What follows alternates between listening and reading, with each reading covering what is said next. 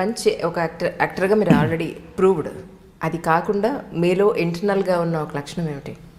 అదే పాటల డాన్స్ని ఆల్రెడీ చెప్పారు, మీరు మంచి డాన్స్ చేస్తారు. ఆమె గుడ్ షటిల్ ప్లేయర్ అండి. అవునా? గుడ్ షటిల్ ప్లేయర్ అనేసాను. Shuttle player good. మా వాళ్ళందరూ గాలి తీసేస్తారు. మా షటిల్ గ్యాంగ్ ఉంటుంది మధురానగర్ ఇండోర్స్ యాక్షన్. అంటే బేసికల్గా కొంచెం నేను ఆమె ఇర్రెగ్యులర్ ఫస్ట్లో. బాగా తినడం, ఇంకా నాన్ టైమింగ్స్. నాకు హెల్త్ అనేది అప్పట్లో అంటే నాట్ హెల్దీ ఉండేవాళ్ళం, కానీ ఫిట్గా అంటే హెల్దీ అనేది లేదు. ఎప్పుడైతే నేను మధురానగర్ షటిల్ స్టార్ట్ చేస్తాను ఆడతాం. నేను ఎప్పుడు షూటింగ్ గ్యాప్ వచ్చినా మా గ్యాంగ్ మధురానగర్లో ఉంటారు, వాళ్ళతో ఆడతాను. అక్కడి నుంచి నా హెల్త్ డెవలప్. ఎందుకంటే వాళ్ళంతా హైరే క్వాలిఫైడ్ అండ్ ఎడ్యుకేటెడ్. వాళ్ళందరూ 15 మంది గ్యాంగ్ ఉంటారు. వాళ్ళు 10 years నుంచి ఆ బ్యాచ్. ఇంక వాళ్ళతో వచ్చినాక ఏంటంటే నాకు కొన్ని సైకలాజికల్గా అండ్ ఫ్యామిలీ పరంగా ఇలా ఉండాలి, ఇట్లా మన తాలూకు ఫ్యామిలీని ఇట్లా ఎన్ని చేసుకోవాలి, ఇలా ఉంచుకోవాలి అనేది నాకు సమ్ స్కిల్స్ అంటారు చూసారా, ఆయనకు డెవలప్ అయ్యాను.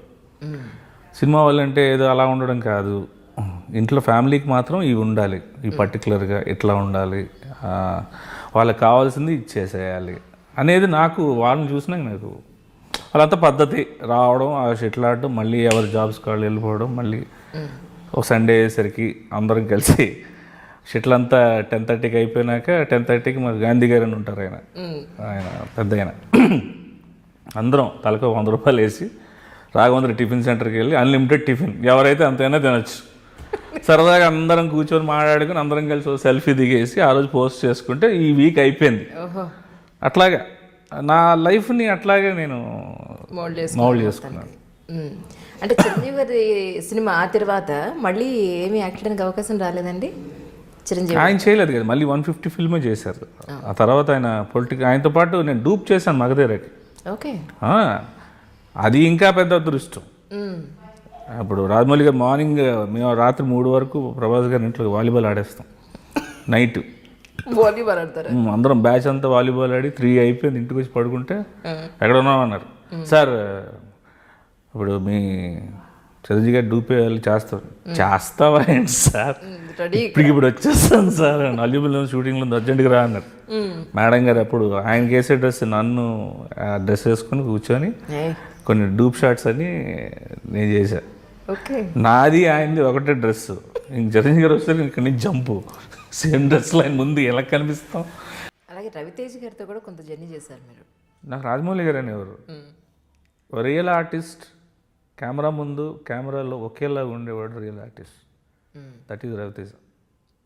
You can't. మనం బయటకు మామూలుగా మాట్లాడి కెమెరా సరిగ్గా ఏంటండి ఇది వస్తుంది, లేదా కెమెరా పెట్టావా చేద్దామా ఏంటి మీరేం క్వశ్చన్లు అడుగుతారు.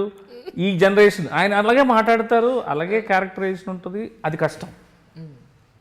ఇప్పుడు చాలామంది థాట్ ప్రాసెస్, అప్పుడు మన క్యారెక్టర్లోకి మనం వెళ్ళే ముందు ఎవరు మనల్ని మాట్లాడకూడదు, చూడకూడదు, వినకూడదు. నేను మూడ్లో ఉన్నాను, కాఫీలో టిఫిన్లో ఎలా ఏంటో నాకేం అర్థం కాదు. అది నాకు అర్థం కాదు. మేబీ ఉండొచ్చు. నాకైతే నాకు రవితేజ గారి పాయింట్ ఆఫ్ వ్యూలోకి వస్తే ఆ షార్ట్ రెడీ అన్నప్పుడే అది కూడా అలాగే ఉంటుంది. ఈ మాట తీరు అక్కడ కెమెరా బయట కెమెరా ముందు ఒకేలాగా ఉండే ఏకైక ఆర్టిస్ట్. అంటే మిగిలిన వాళ్ళు ఎవరి గురించి నేను కాదని చెప్పేది, అలా ఉండలేము. మరి ఆయనకి అలా కుదిరింది, ఎందుకంటే ఆయన మైండ్ సెట్ అలా ఉంటుంది. నువ్వు ఎన్ని చెప్పు పొగడ్తలు, హ్యాపీ బర్త్డేలు, హ్యాపీ యానివర్సరీ అండి, ఇవి ఏమైనా ఉన్నాయనుకో చాలే ఫోన్ వేస్ట్ పెట్టే అంటారు. ఒకసారి మల్టీప్లెక్స్లో నేను మా ఫ్రెండ్స్ మా ప్రమోద్ గారు మేమందరం చూపి ప్రొడ్యూసర్లు అందరం కలిసి సినిమాకి వెళ్తాం. మార్నింగ్ షో ఏది వచ్చినా 11:45 షోకి వెళ్తాం. అక్కడికి వెళ్తే ఈయన వచ్చారు. ఏంటి సినిమా ఎలా వచ్చావు అన్నాడు. నేను సినిమా చూడడానికి వచ్చాను. ఫ్రెండ్స్తో వచ్చావు కదా మరి ఇల్లు అన్నాడు. నేను ఆయన వెళ్ళిపోతున్నాను. అంటే చాలామంది మొగమాడపాడే ఓకే దా ఈ ఫ్రెండ్స్తో వచ్చావు కదా ఇల్లు అని ఎవరు అనరు. ఇలా మాట్లాడుతూ లోపల ఏంటనే నువ్వు ఫ్రెండ్స్తో వచ్చావు కదా ఇల్లు వాళ్ళతో ఇక్కడ ఉంటే ఓకే అలాగా ఉండడం కష్టం. అంటే ఆయనకి బాగా నలిగిపోయే ఇండస్ట్రీకి వచ్చారు కాబట్టి he knows everything. What is artificial, what is real అనేది నేను బాగా తెలుసు. వీడు కాకుండా ఇవి మిగతా హీరోస్తో ఎవరితో చేశారండి మీరు? యాక్చువల్లీ కొన్ని కొన్ని నేను అందరూ తారక్ గారితో, ఎన్టీఆర్ గారితో చేశాను. ఎన్టీఆర్ చేశారు. అవును, మీరు అంటే మేము ప్రత్యక్షంగా చూడలేదు కాబట్టి మిమ్మల్ని అడగడం. మీరు సెలబ్రిటీ, మీరు ఆయనతో చేశారు, చాలా ఎనర్జెటిక్ గా ఉంటారంటే.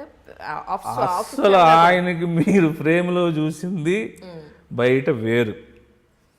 వెళ్తే వెళ్తే టక్కన కొడతారంట. అసలు అసలు ఆయనకి అసలు గురించి చెప్పాలి అంటే చాలా ఎమోషనల్. చాలా ఎమోషనల్. ఆయన మాట్లాడుతుంటేనే తెలుస్తూ ఉంటుంది. చాలా ఎమోషనల్. అసలు నచ్చకపోతే ఇంకా ఆ ఎమోషన్ కూడా అది ఫేస్ చేయలేరు. రెండు, అసలు చాలా దీనిగా ఉంటారు. ఫస్ట్ యాక్చువల్గా ఆయన నా ఎక్స్పీరియన్స్ అప్పుడు యమదొంగ షూటింగ్ అవుతుంది.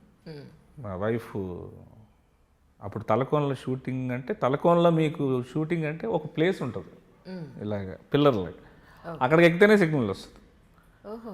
అక్కడ షూటింగ్ ప్యాకప్ అయినాక ఫస్ట్ ప్రయారిటీ డైరెక్టర్ గారికి, సెకండ్ ప్రయారిటీ ప్రొడ్యూసర్ గారికి, థర్డ్ ప్రయారిటీ హీరో గారికి, ఆ తర్వాత హీరోయిన్కి.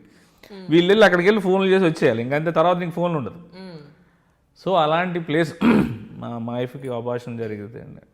ప్రెగ్నెన్సీ ఇది అయిపోయినాక ఇంకా ఆయన ఫోన్ చేసి నువ్వేం టెన్షన్ పడకు, ఇలాంటివి ఉండదు. ఒక హీరో అప్పుడు నేను nothing, I'm just entry Yamadonga సినిమాలో. నేను అప్పుడు ఫోన్ చేసి నువ్వేం టెన్షన్ పడకరా, ఇవన్నీ నార్మల్, ఏం ఉండదు, నీకు నెక్స్ట్ పుట్టేవాడు నాలాంటి వాడు పుడతాడు, నీకెంత టెన్షను, నీకు ఎక్కడికైనా వెళ్తావా, టికెట్లు వేసేస్తాను వెళ్ళు. ఇలాగ ఫోన్ చేసి పర్టికులర్గా ఆ ప్లేస్కి వెళ్ళిన తర్వాత ఫస్ట్ ఆఫ్ ఆల్ మనకి ఏ పనులు ఉన్నా ముందు అవన్నీ చేసేసుకుంటాం. ఆయన అప్పుడు అది నాకు బాగా గుర్తు. అంత ప్రేమిస్తాడు ఆయన, అంత సరదాగా ఉంటారు. ఒక హీరో అది ఇది ఏంటంటే బయట అనుకుంటారు తప్ప అక్కడ సెట్లోకి వెళ్ళిన వాళ్ళకి మాత్రం తెలుస్తుంది. నేను అసలు లవకుశ కూడా లవ్ క్యారెక్టర్ అనేది చాలా సాఫ్ట్ క్యారెక్టర్. ఆ క్యారెక్టర్ షూటింగ్ చేస్తున్నప్పుడు ఇంకా ఆయన చాలా సరదాగా కూర్చుని, అంటే జనరల్గా ఏదైనా ఉంటే చిన్నది సరదా ఏదో ఒకటి అంటుంటారు, తిడుతుంటారు, ఏదో ఒకటి ఉంటుంది. ఏంటనే ఎంత మార్పు, మీరేంటి ఎంత ఇదైపోయారు, అసలు ఎంత సైలెంట్ అయిపోయారు ఏంటి, ఎంత దీనిగా ఉన్నారు ఏంటి అని. సరే అని నెక్స్ట్ ఒక 6-7 రోజుల తర్వాత మళ్ళీ షూటింగ్, అది కుష. ఆయన వచ్చినా ఇంక కొట్టడం తిట్టడం ఏంటనే, మొన్నే కదా బాగున్నారంటే ఇప్పుడు కుషరా. అప్పుడు లవ్ కాబట్టి అలా ఉన్నాడు, కుష అలా ఉండడు. వాడి క్యారెక్టర్ వెళ్తే బిహేవియర్ వేరే. అబ్బో లవ్వే బెటర్. ఇంక సరదాగా ఆయనతో ఇంకా హీ నోస్ ఎవ్రీథింగ్ అండి. పిజ్జా అనేది నాకు తెలిసి ఎవరు చేస్తారని నాకు తెలియదు. ఇది అక్కడే దొరుకుద్ది, పిజ్జా హట్లు తప్ప ఇంట్లో ఎవరు చేసుకోరు అనుకునేవాడిని. మనకు తెలియదు కదా, మనంత రైస్ బ్యాచ్. పిజ్జాని కట్ చేసి దాన్ని అలా చేసేసి ఇంట్లో కుక్ చేసి ఇస్తే అస్సలు మామూలుగా ఉండేది కదా. అసలు బ్యూటిఫుల్ కుక్ ఆయన అసలు. అవునా? అబ్బో, బిల్లా షూటింగ్ అప్పుడు 3 days వచ్చారు ఇక్కడికి, మలేషియా.